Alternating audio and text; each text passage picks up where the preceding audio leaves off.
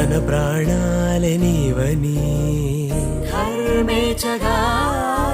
తన మనసంత నీదని అర్థేచగా తన వలపంత నీకని కామేచగా అవధులు లేని ప్రేమకై మోక్షేచగా మూడు ముళ్ళతో 7 అడుగుల అగ్ని సాక్షిగా ఇద్దరు ఒకటిగా మారగా